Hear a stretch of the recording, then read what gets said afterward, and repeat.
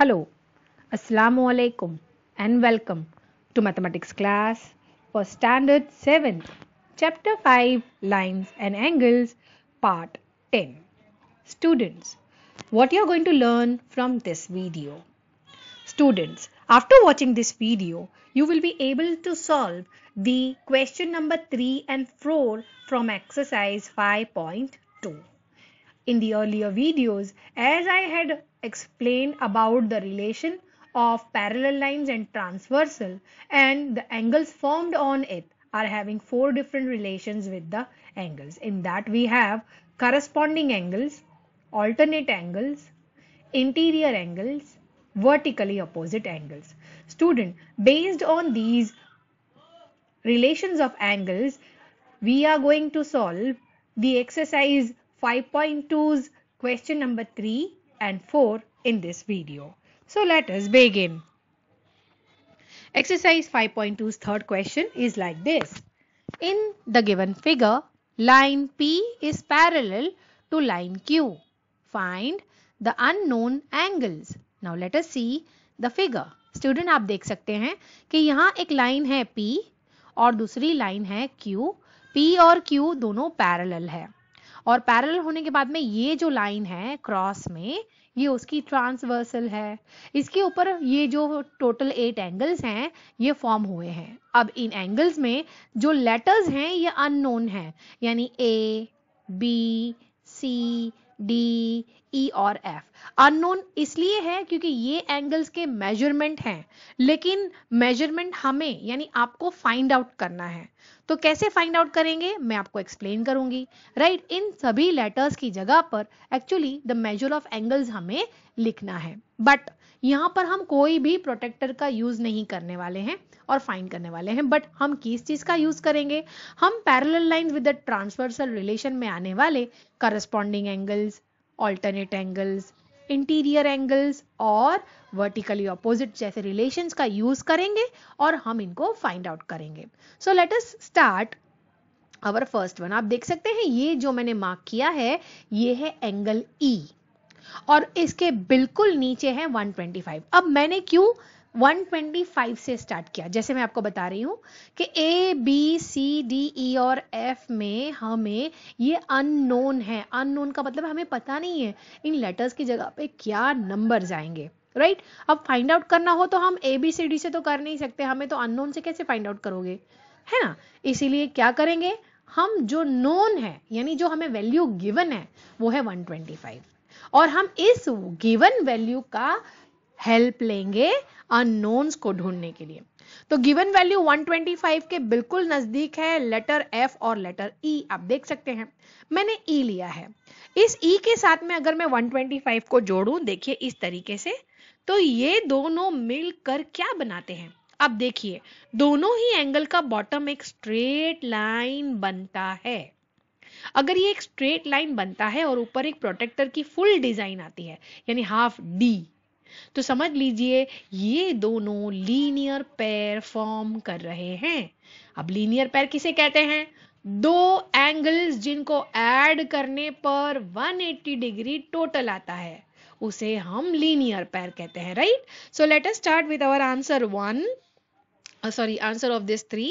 Angle E plus 125 will give you 180. Why?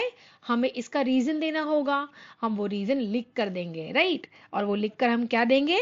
Linear pairs. Bracket में हम जब भी किसी भी एंगल्स का बताने वाले हो तो हम उसके रीजन ब्रैकेट में सिर्फ कौन से रिलेशन से जा रहे हो हमें वही बताना होता है. यहां पर हम लीनियर पेयर के रिलेशन से जा रहे हैं, तो दो एंगल्स के बीच में क्या रिलेशन है? लीनियर पेयर का. तो ये जो हम ढूंढते हैं ना, ये हमें इस ब्रैकेट में बताना होता है. ताकि आपने ये कैसे फाइंड आउट करा, ये कोई भी एग्जामिनर को पता चल जाए भाई इसने लीनियर पेयर का रिलेशन लिया है. क्योंकि आप जानते हैं हमारे पास दो एंगल को ऐड करने पर 180 है, ऐसा एक और रिलेशन है और वो है इंटीरियर पेयर का. राइट, तो अब वो इंटीरियर पेयर यहां पे लग सकता है क्या? नहीं. इंटीरियर पेयर कहां लगते हैं? दो पैरेलल लाइंस के बीच में लगते हैं. है ना। तो ये तो बीच में नहीं है, ये तो एक ही लाइन के ऊपर वाला एंगल है। दैट मीन्स हमें एग्जामिनर को कंफर्मेटरी देनी होती है कि भाई यहाँ पर हम लीनियर पेयर का रिलेशन कर रहे हैं। सपोज अगर आपने यहाँ पर 180 लिखा और यहाँ पे इंटीरियर एंगल्स लिख दिया हो तो डायरेक्ट आपको इस पॉइंट पे रॉन्ग मिलेगा। क्यों रॉन्ग मिलेगा? क्योंकि ये दोनों इंटीरियर फॉर्म नहीं कर रहे हैं, आपने एक रॉन्ग रिलेशन लिखा है। ओके, सो बी श्योर आप जो भी रिलेशन ले रहे हैं वो एक्यूरेट होना चाहिए। Now let us find E. E को ढूंढना है। देखिए कोई नंबर ऐसा होगा जिसमें 125 ऐड करोगे तो 180 आएगा। तो हम कैसे फाइंड आउट करेंगे उसे? हम 180 से 125 माइनस कर देंगे, जो बचा वही होगा answer for angle E. Understood? So हमें एंगल ई मिल गया। एंगल ई इज 55 डिग्री। Now let us go for the next one, that is this one। आप देख सकते हैं मैंने जैसे ही E मिला ना, E से जुड़ा हुआ F है। हम हमेशा इस बात का ध्यान रखेंगे, आपको रखना है। Listen carefully. जब भी आप एक अननोन को ढूंढ लो, कोई भी एक लेटर आपको मिल जाए तो आप उससे जुड़ा हुआ लेटर ही ढूंढना, जंप मत करना। और मतलब ऐसा नहीं कि E के बाद F है इसीलिए F ढूंढना, नहीं, यहाँ पर जो भी होता है, X भी होता तो भी चलता, लेकिन उनका रिलेशन कैसा होना, they should be very close to each other. और देखिए ई और एफ दोनों क्लोज हैं, और क्लोज तो हैं, साथ में देखो क्या रिलेशन फॉर्म कर रहे हैं, इनका एग्जैक्ट क्रॉस फॉर्म होता है। या मैं कहूं कि मैंने आपको अर्लियर वीडियो में बताया था कि दे आर फॉर्मिंग वन बो शेप। बो किसे कहते हैं? मैंने आपको बताया था कि बहुत सारे वेटर्स के या बहुत सारे जो ब्रिटिश के सूट्स होते हैं ना, उनकी नेक टाई, जो मेल पर्सन के जो सूट्स होते हैं यानी कि जेंट्स के, उनके जो गले की जो बो टाई होती है ना, वो इसी तरह की दिखती है ना। अगर बो का रिलेशन आता है तो ई और एफ वाले कौन से रिलेशन हुए? Very good, vertically opposite. तो यहां पर हम बोल सकते हैं कि ई और एफ इक्वल है। आपने जैसे ये मेंशन किया ना कि E is equal to F, आपको रीजन देना होगा। क्या रीजन है? हम जानते हैं बो शेप फॉर्म हो रहा है, तो रीजन दे दो वर्टिकली अपोजिट एंगल्स। तो जैसे ही आप कोई इक्वालिटी बताते हो या एडिशन बताते हो, आपको उसके बिल्कुल बाजू में ब्रैकेट में रीजन देना होगा कि आपने कौन से रिलेशन से इसको फाइंड आउट किया है। ठीक है, नाउ ई और एफ इक्वल है। अब हम ई की वैल्यू जानते हैं। ई की वैल्यू कितनी है? 55। ई किसके इक्वल है? एफ के। तो अगर ई 55 है तो एफ भी इक्वल है ना ई के, तो एफ कितना हो जाएगा? करेक्ट, 55। यानी हम लिखेंगे angle E is equal to angle F is equal to 55। Now let us go for the another one. अब देख सकते हैं मैंने F से जुड़ा हुआ A लिया है, ये देखिए ये है एंगल A। अब मैंने ये दोनों एंगल लिए हैं, ये दोनों एंगल में क्या रिलेशन होगा? देखिए दोनों पैरेलल लाइन के बीच में हैं, और देखो ये क्या फॉर्म कर रहे हैं। See they I am drawing the line.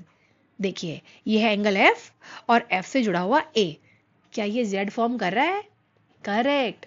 अगर Z फॉर्म कर रहा है तो ये कौन से पैर हुआ? F is equal to A हुआ ना। क्यों? कौन से रिलेशन से? वेरी गुड, अगर Z फॉर्म कर रहा है तो ऑल्टरनेट एंगल्स। यानी अगर हमें F मिल गया है तो F से जुड़ा हुआ नेक्स्ट अननोन एंगल ले लेना। Okay, so let's start writing now angle F is equals to A।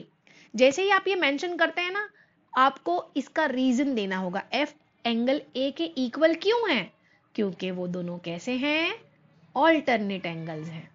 और अगर हमने F को ढूंढ लिया है, सी F का वैल्यू कितना है? 55, तो ऑटोमेटिक A का वैल्यू भी कितना हो जाएगा?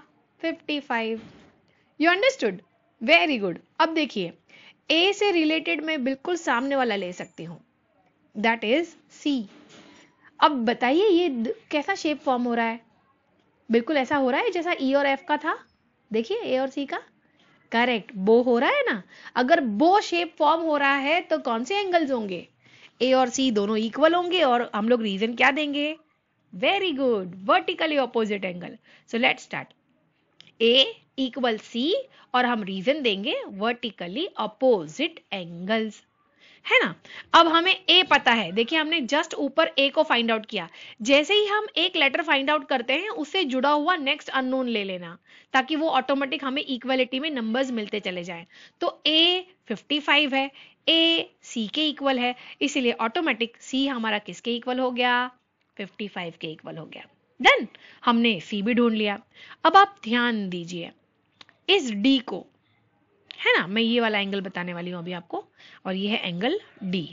देखिए ये किसके जैसा है, ये ग्रीन मैंने इसलिए ड्रॉ किया है ताकि मैं आपको क्लियर बता सकूं कि ये 125 के इक्वल आ रहा है। क्यों इक्वल आ रहा है, देखिए एक है लाइन पी के ऊपर ट्रांसवर्सल के डाउन, उसी तरह दूसरा है लाइन क्यू के ऊपर ट्रांसवर्सल के डाउन। खाली लाइन चेंज हुई है, पोजीशन सेम है ना, यानी फ्लोर चेंज हुआ है, फ्लैट का पोजीशन सेम है। आपको याद आया कौन सा वाला है ये, करेक्ट, ये है करस्पॉन्डिंग पेयर। कौन सा है, करस्पॉन्डिंग, यानी डी 125 के इक्वल है। और ये लिखते वक्त हम लोग इस वापस हमें रीजन देना पड़ेगा ना, तो हम ब्रैकेट में क्या लिखेंगे, करस्पॉन्डिंग एंगल्स। अब डी की वैल्यू 125 मिल गई। अब देखिए ये डी, अब क्या बचा, मालूम है, लास्ट में ये एंगल बी बचा है। देखिए मैं इसको ड्रॉ करती हूँ, आपको ये कौन से शेप जैसा दिख रहा है, क्या ये बो शेप आ गया, वेरी गुड।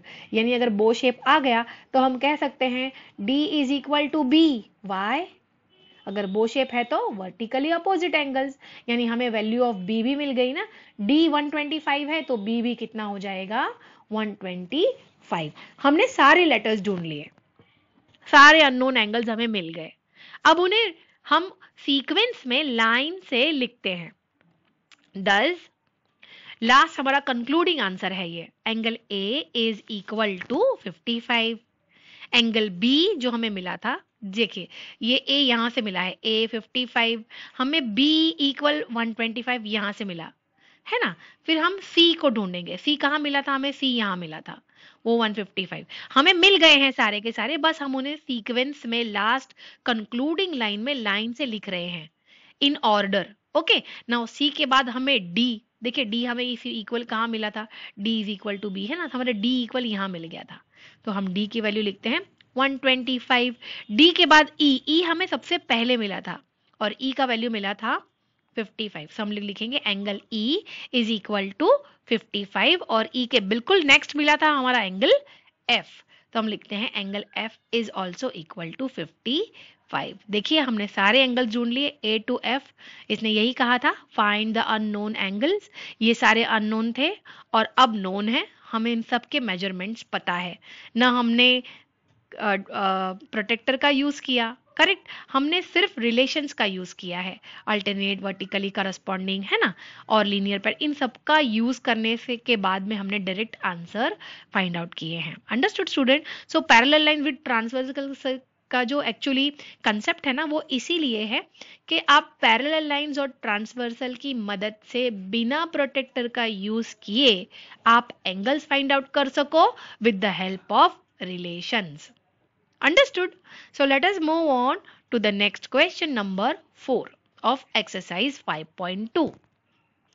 यहाँ पे हमें 3 different figures दिए गए हैं और ये कहा है find the value of x in each of the following figure where line L is parallel to M. हर एक फिगर में लाइन L और M जो बताई गई है वो पैरेलल है, तो उनको कट करने वाली जो लाइन है वो ट्रांसवर्सल हुई, यानी फिगर 1 में टी ट्रांसवर्सल है, फिगर 2 में ट्रांसवर्सल लाइन दी तो गई है बट नो नेम, और फिगर 3 में 2 ट्रांसवर्सल लाइन है एल और एम की, एक ट्रांसवर्सल है ए और दूसरी ट्रांसवर्सल है बी।